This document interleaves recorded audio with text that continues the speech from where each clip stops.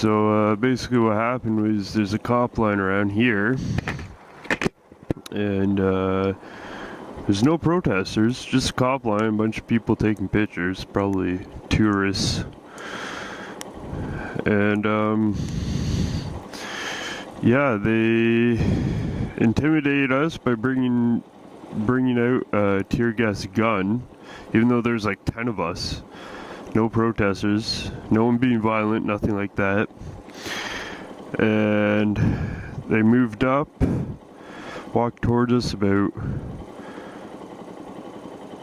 10 feet, and then moved back again. And that was basically it. That's also where I found my buddy. He was down the street getting food apparently, and that's where we first met that night. And there's also some kid that started yelling at the cops. Nothing violent, he just said, "Why the F are you here? I just want to see a movie with my girlfriend." And he walked away. And he verbally provoked them, I guess, but he didn't do anything violent. That's about it. And the cops decided to chase him down. So the cops went after him, chased him down the street, and arrested him. And at the time, before we knew exactly what was going on or what was going to happen,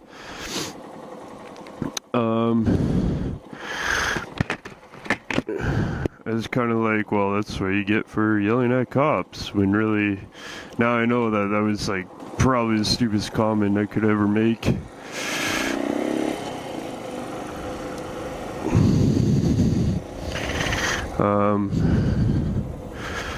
From there, we ended up somewhere around here. I can't turn left there. It's downtown streets, man. Gotta pull a Yui. We ended up somewhere around here. And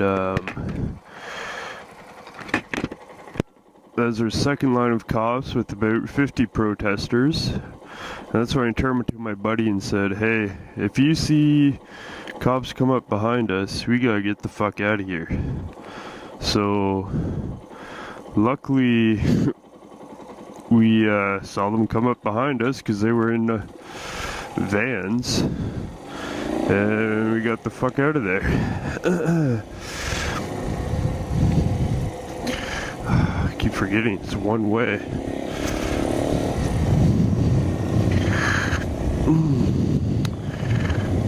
So after that, we were gonna call it a night actually, and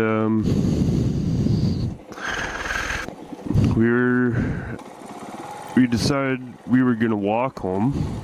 'Cause he lived on the way to my place, and I didn't live too far. Just thought it'd be better than Subway that was shut down for the thing. And we ended up on Yonge Street, which is here, and we headed north on Yonge Street.